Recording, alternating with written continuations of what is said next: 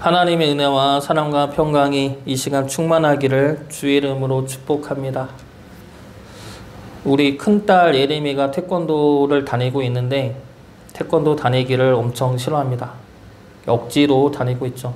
그래서 타협을 본 게 노란띠, 지금 흰띠인데 노란띠를 딸 때까지만 다니는 걸로 이야기를 했습니다. 그래서 지금은 억지로 다니고는 있지만 노란띠를 따면 그만둘 거야 라는 말을 이렇게 하면서 다니고 있습니다. 예림이에게 있어서 노란띠는 소망의 띠죠. 노란띠만 따면 지금의 이 수고와 고통과 고난으로부터 벗어날 수 있다 생각하고 있는 겁니다. 그래서 그 소망을 붙들면서 지금의 고난을 견디고 있는 것이죠. 우리도 마찬가지입니다. 우리는 믿음으로 구원받은 하나님의 자녀들이기 때문에 장차 하나님의 나라에 그리고 하나님의 영광에 들어갈 것입니다. 하나님의 나라에서 영원한 생명을 누리게 될 것입니다. 그렇지만 지금은 아직 이 땅에 매여 있는 자들이고 육신에 갇힌 자들입니다. 그렇기 때문에 하나님의 영광이 임할 때까지 우리는 이 땅에서 수고와 고난을 겪어야 합니다. 이 고난은 그냥의 모든 고난을 말하는 것이 아니라 우리가 믿음을 지킴으로 인하여 오는 고난들입니다.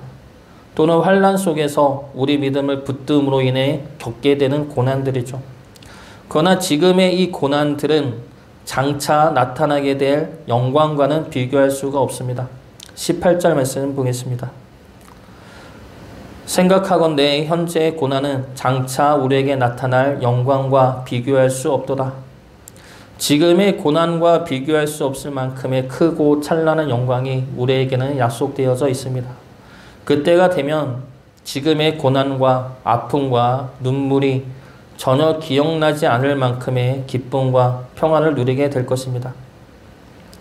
오늘 말씀은 그 하나님의 영광을 위하여 지금의 고난을 견디어내는 우리를 위로하는 말씀입니다. 우리만 지금의 고난을 겪고 있는 것이 아니죠. 우리만 하나님의 영광을 바라고 소망하는 것이 아닙니다. 오늘 말씀에서 나오듯이 모든 피조물들이 하나님의 영광을 바라고 있고 믿는 이들이 같은 고난 속에서 탄식하고 있으며 성령님이 우리의 연약함을 도우시고 계십니다. 그래서 오늘 말씀 통해서 우리가 지금의 이 고난을 어떻게 이겨내야 하는지 그리고 하나님의 영광을 우리가 어떻게 바라보아야 하는지 살펴보고 우리의 믿음이 하나님의 영광에 이를 수 있기를 주의 이름으로 축복합니다. 먼저 우리는 지금의 고난을 해산의 고통으로 여기며 감당을 해야 합니다.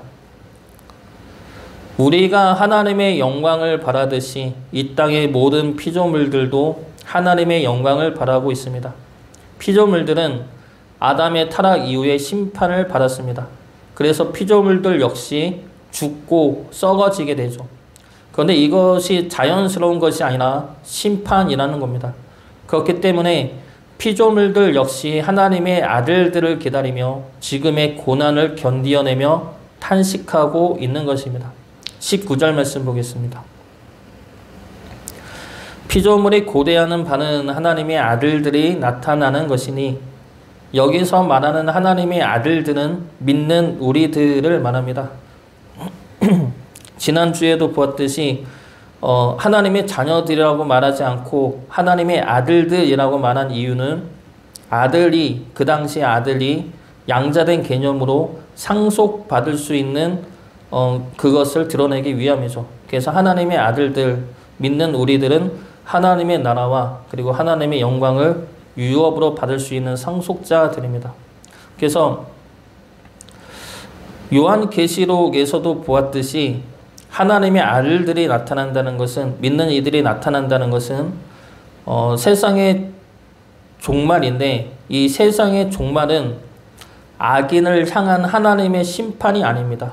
세상의 종말은 믿는 우리들을 위한 완전한 구원과 해방입니다. 애굽에서 이스라엘 백성들을 구원하신 것은 애굽의 악함을 심판하기 위함이 아니라 하나님의 백성들을 구원해내기 위함입니다. 그래서 그 과정에서 심판이 임하지만 초점은 하나님의 백성을 향한 하나님의 구원이라는 겁니다. 그래서 하나님의 아들들이 나타난다는 것은 믿는 우리들이 많아질 때, 하나님의 때에 하나님이 원하시는 수에 이르렀을 때 임하게 되는 완전한 구원의 날을 의미합니다. 그래서 이 날은 우리에게는 구원이고 해방의 날이지만 믿지 않는 이들에게는 종말이 되는 날이죠. 그래서 그 날을 우리 믿는 이들이 바라고 있지만 이 땅의 피조물들 역시 그 날을 바라고 고대하고 있다는 겁니다.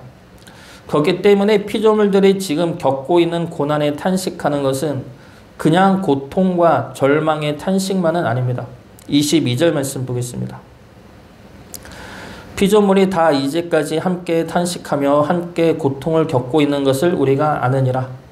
피조물들도 탄식하고 있습니다. 아담의 타락 이후부터 죽고 썩어짐의 고통과 고난 가운데서 탄식하고 있죠. 그런데 이 탄식은 절망의 고통만이 아닙니다. 죽음의 고통만이 아니죠. 우리가 지금 보고 있는 개역개정 성경에는 여기에 나오는 고통이 그냥 고통이란 단어만 나와 있지만 영어 성경을 보면 이 고통은 그냥 고통이 아니라 해산의 고통이라 말씀하고 있습니다.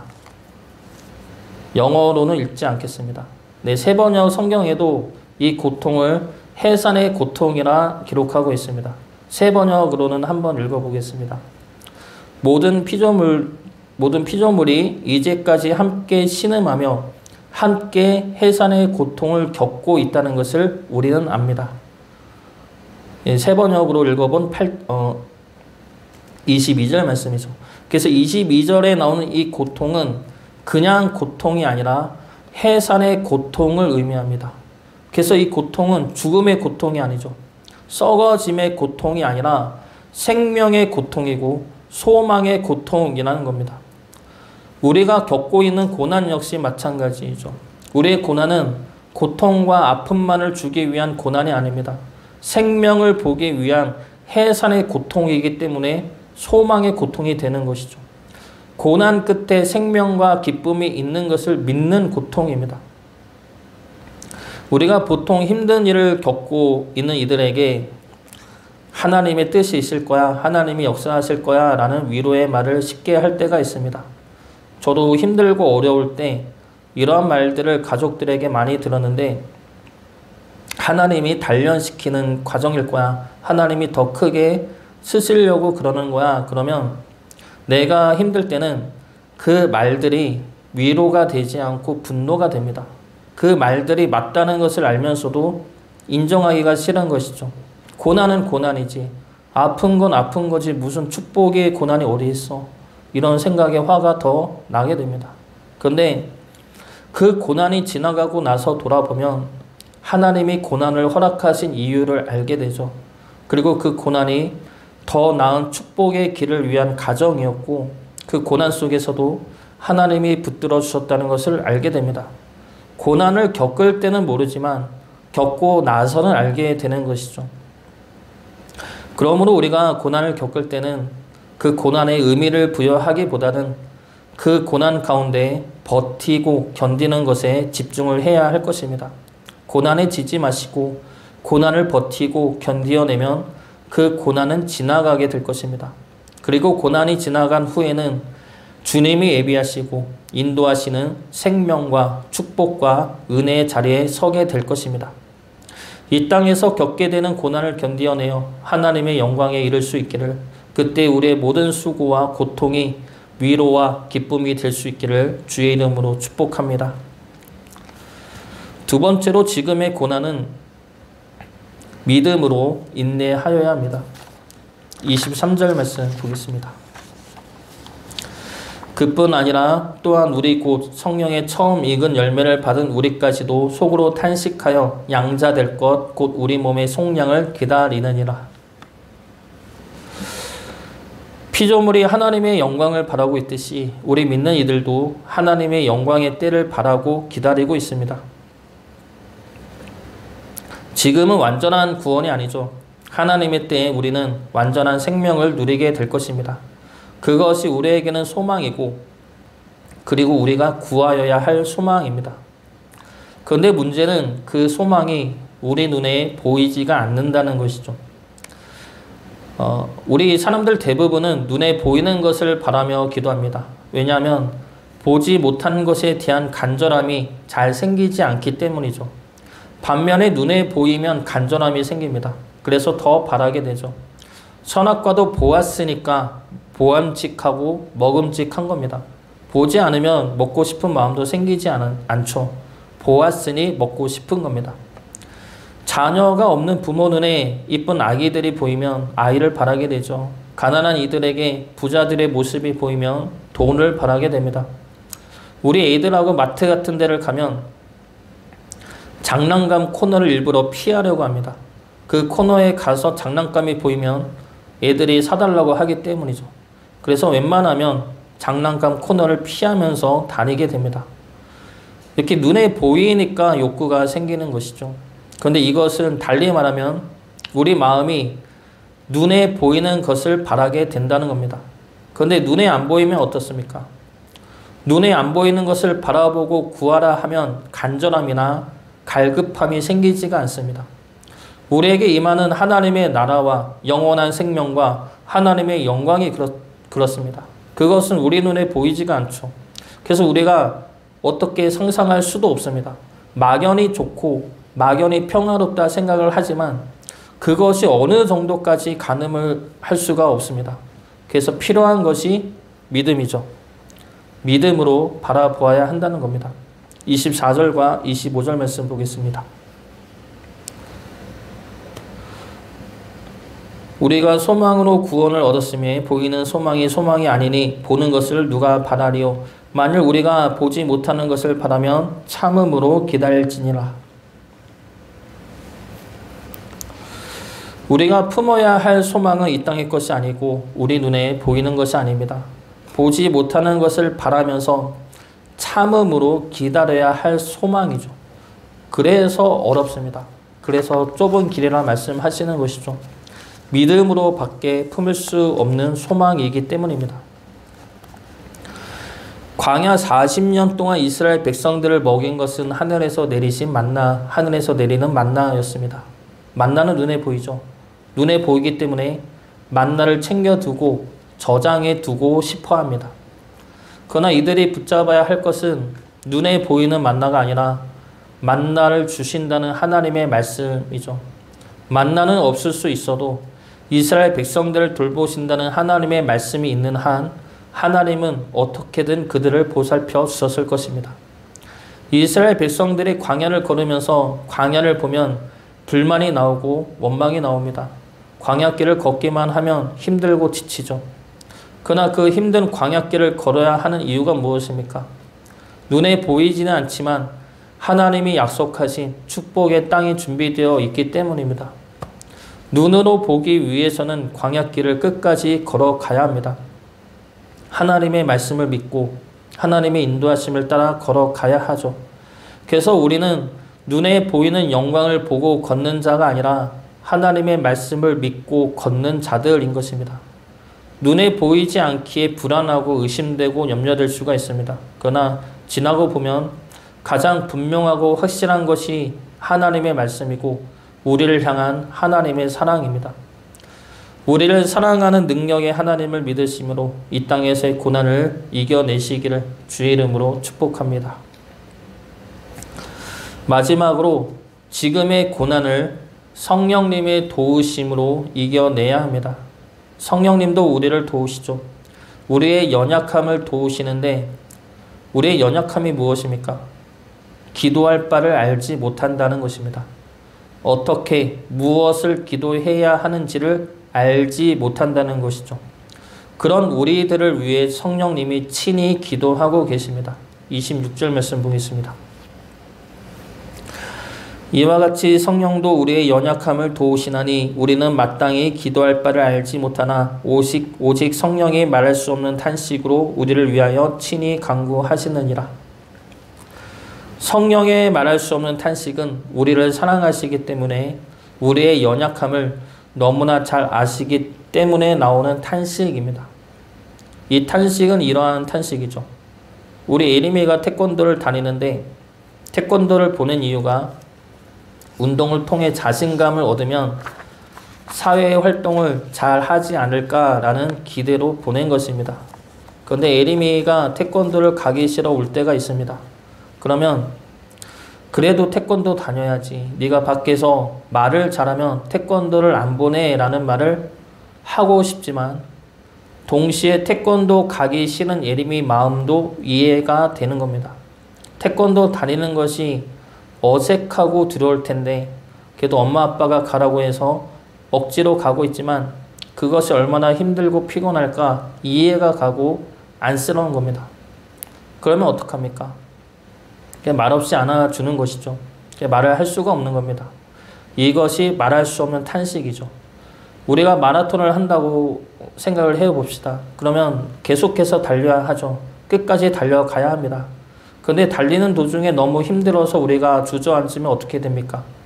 그 상황에서 성령님은 우리가 일어나 다시 달려야 하는 것을 알고 있습니다. 그리고 얼만큼만 달리면 되는지도 알고 있습니다. 주저앉는다고 끝나는 것이 아니라는 것도 알고 계시죠. 그러나 동시에 우리가 얼마나 힘든지도 알고 계십니다. 우리가 얼마나 힘들었으면 주저앉았는지도 너무나 잘 아시죠.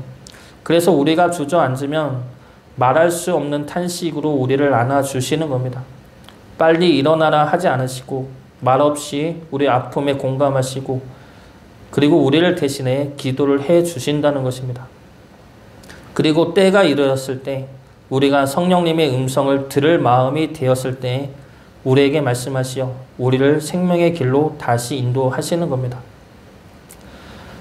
우리는 연약해서 우리가 구할 바를 알지 못할 때가 많습니다. 하나님의 뜻을 구하여야 할 때 우리 뜻을 강요하고 하나님의 때를 기다려야 할 때 나의 때를 재촉하고 갈급해야 하기도 합니다. 하나님을 바라보아야 할 때 하나님 보고 나를 봐달라고 기도하고 순종해야 할 때 내 것을 지켜달라 기도하기도 합니다. 그런 우리들이기 때문에 성령님이 우리를 위해 기도하시고 간구하고 계십니다. 그런 우리들이기 때문에 성령님이 한없는 사랑과 긍휼함으로 우리를 안아주고 계시죠. 우리의 아픔을 아시고 우리의 고통을 아시고 우리의 염려를 아시고 그래서 같이 탄식하시고 같이 아파하십니다.